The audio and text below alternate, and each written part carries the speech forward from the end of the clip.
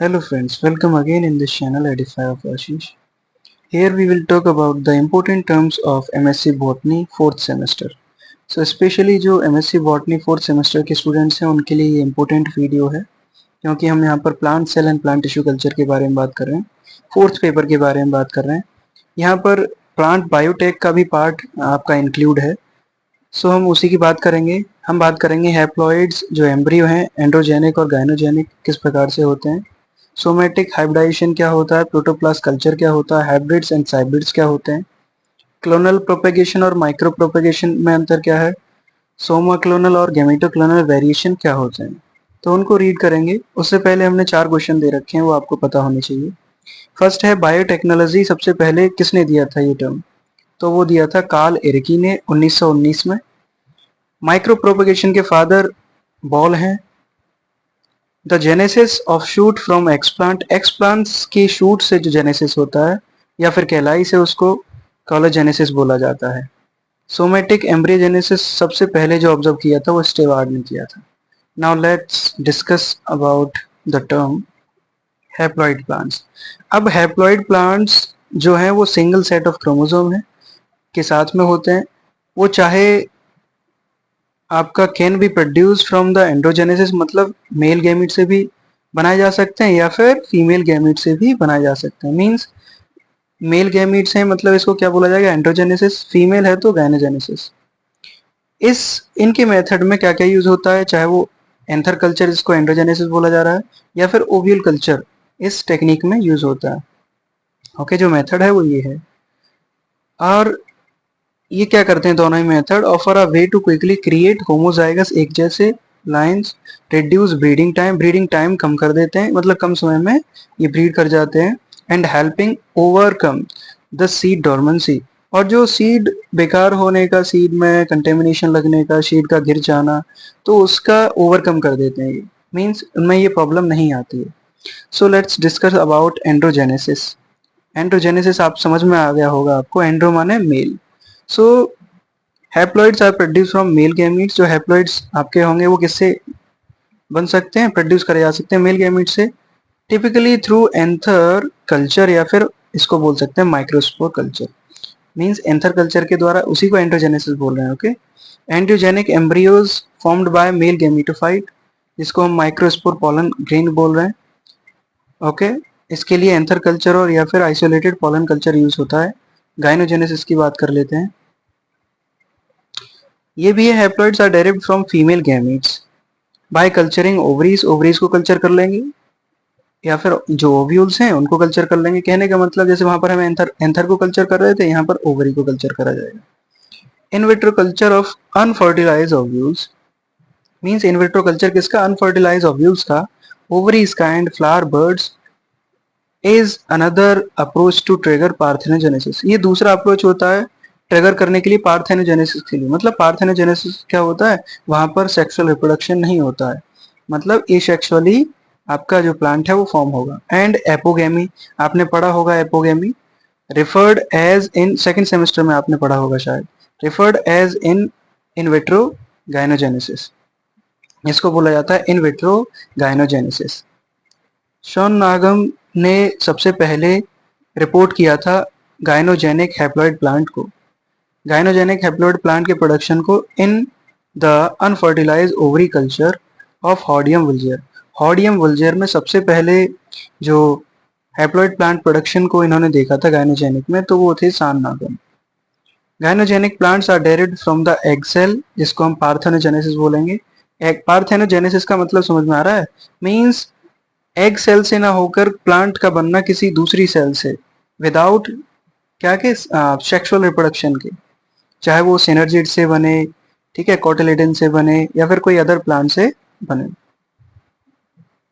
तो प्लांट का बनना, पार्थेनोजेनेसिस का मतलब होता है अनिषेक जनन।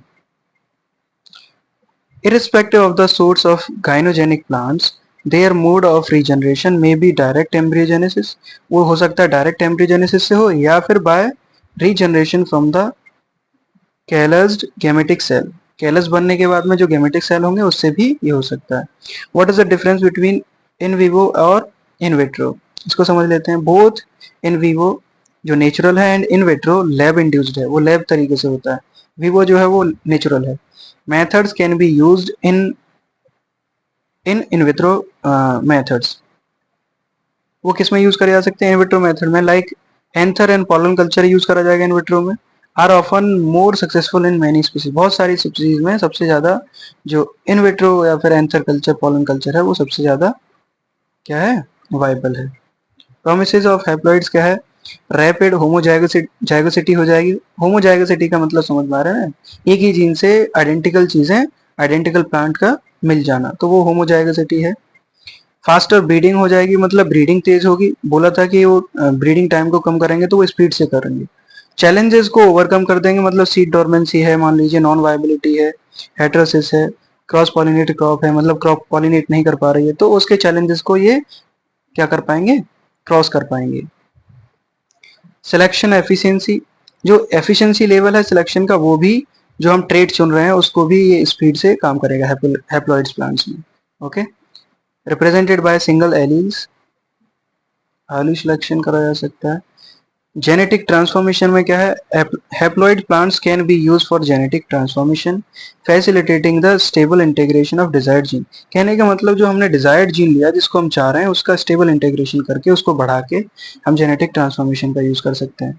न्यू वेराइटी डेवलपमेंट, बहुत सारी वेराइटी का हम यूज कर सकते हैं, उसको बना सकते हैं। Okay, some species require stress treatment, कुछ स्पीसीज में स्ट्रेस ट्रीटमेंट है उसकी जरूरत पड़ जाती है, जैसे हीट स्टॉक है, to induce haploid development, haploid development के लिए हीट स्टॉक की जरूरत पड़ जाती है। In somatic hybridization protoplast, protoplast क्या है? A cell without cell wall removed और isolated and fuse to create hybrid plants. Somatic hybridization में हाइब्रिड प्लांट्स के करने के लिए हमें जरूरत पड़ जाती है किसकी? प्रोटोप्लास्ट को आइसोलेट करने की। सोमेटिक हाइब्रिडाइजेशन है क्या, उसको समझ लेते हैं अब। The process involves fusing protoplast, protoplast को फ्यूज करा जाएगा, ये आपको पता है, cell without cell wall, from two different plant species, मतलब दो डिफरेंट प्लांट स्पीसीज से प्रोटोप्लास्ट को लिया जाएगा, उन्हें फ्यूज करा जाएगा, और varieties resulting in a hybrid cell, मिल क्या जाएगा हमें? रिजल्ट में हाइब्रिड सेल मिल जाएगी, that can regenerate into whole plant, और जो अब पूरा प्लांट बना लेगी। ये होगा आपका क्या? हाइब्रिड, ये आपका हाइब्रिड होगा। ओके, हाइब्रिडाइजेशन बोल दीजिए या फिर सोमेटिक हाइब्रिडाइजेशन, तो आपके पास में हाइब्रिड प्लांट मिल जाएगा। हाइब्रिडाइजेशन क्या होता है? इसमें साइटोप्लाज्म इंक्लूड हो जाता है। कैसे?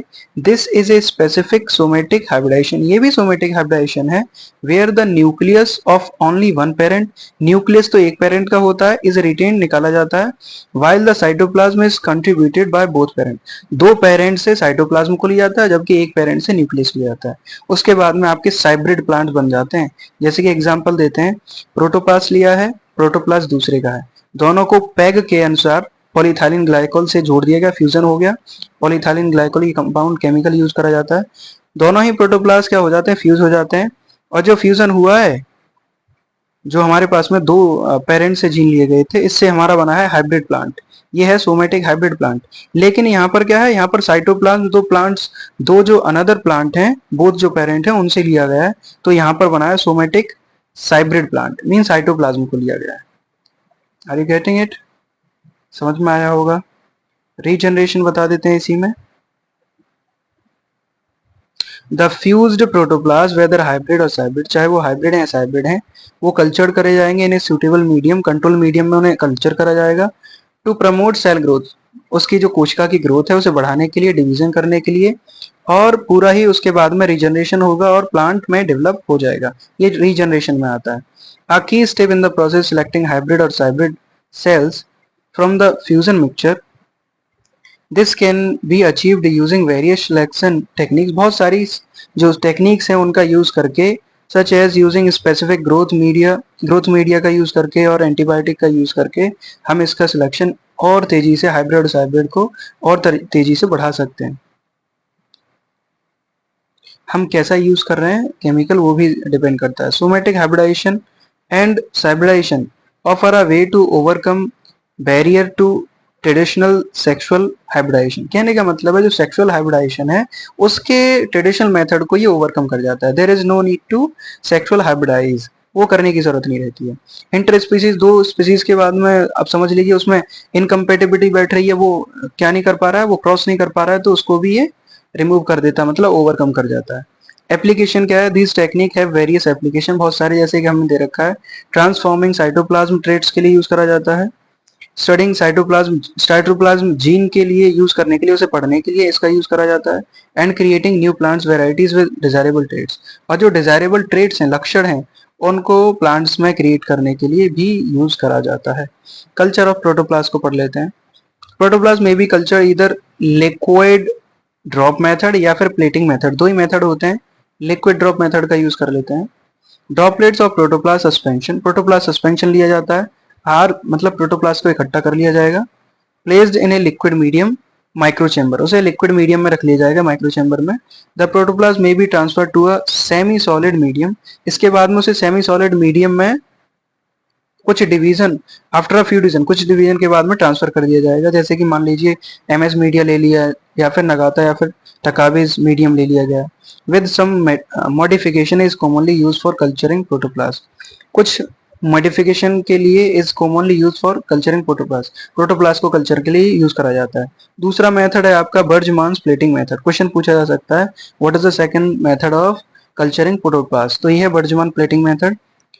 Is most use method of protoplast culture, क्या करा जाता है कि 2 ml आपका सस्पेंशन ऑफ प्रोटोप्लास्ट लिया जाता है, उसके बाद में लिक्विड कल्चर मीडियम में डाल दिया जाता है, पॉड कर दिया जाता है, उड़ेल दिया जाता है इनटू अ पेटी डिश में डाल दिया जाता है, वहां पर यूज नहीं था, and mix with equal volume of same culture medium, और बिल्कुल equal volume of same culture medium में इसको डाला जाता है, जिसमें लगभग 1.2% एगार होता है। एगार क्या है, आपका जेलिंग एजेंट है।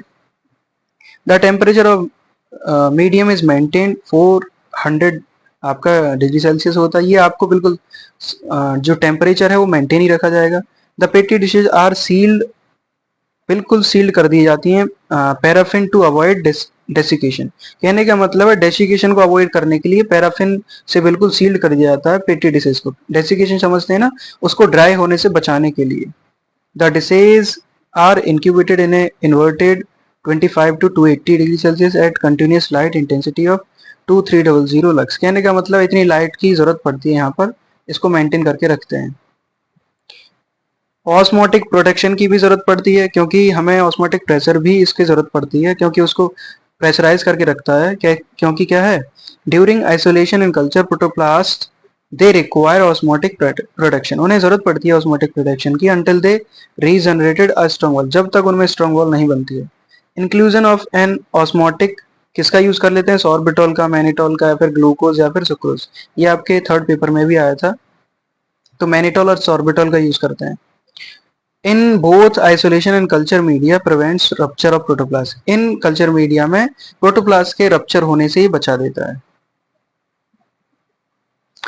Agarose and alginate as gelling agent use करे जाते हैं, क्या करने के लिए, सॉलिडिफिकेशन ऑफ मीडिया, मीडिया को सॉलिडिफिकेशन करने के लिए, उसे ठोस बनाने के लिए। Agarose instead of agar improves the protoplast culture medium, specially बात करें हम प्रोटोप्लास्ट कल्चर के लिए एगार का यूज ना करके एगारोज का यूज करा जाता है, क्योंकि ये उसकी एफिशिएंसी बढ़ा देता है।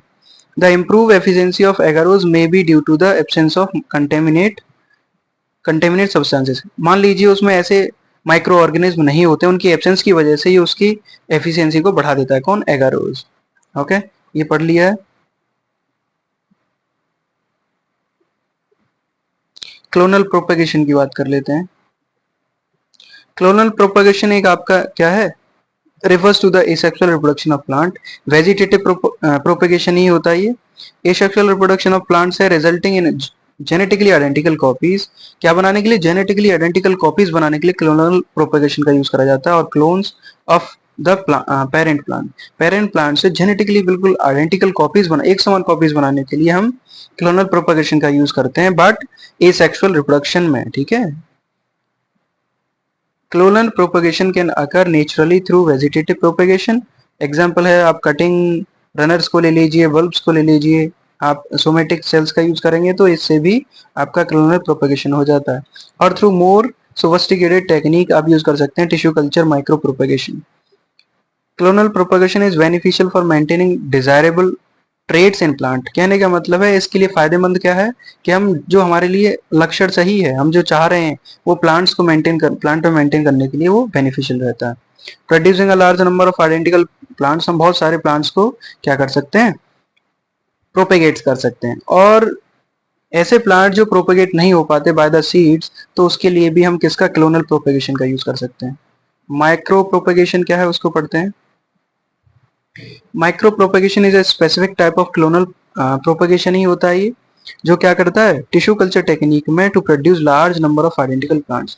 Large number of identical plant को प्रोड्यूस करने के लिए एक कंट्रोल और एसेप्टिक एनवायरमेंट में इसका यूज करा जाता है। एसेप्टिक मतलब वहां पर कोई भी क्या नहीं होना चाहिए, इंक्लूड नहीं होना चाहिए माइक्रो ऑर्गेनिज्म का, बिल्कुल ही स्टेराइल कंडीशन होनी चाहिए। It involves taking small plantlets का यूज करा जाता है एक्स प्लांट्स का, फ्रॉम पेरेंट सेल से, पेरेंट प्लांट से, और उसको न्यूट्रिएंट मीडिया में डाल दिया जाता है in a sterile condition. Okay, so hope you will get the benefit of this lecture. अगर आपको समझ में नहीं आया तो you need to watch this video again. Okay, thank you.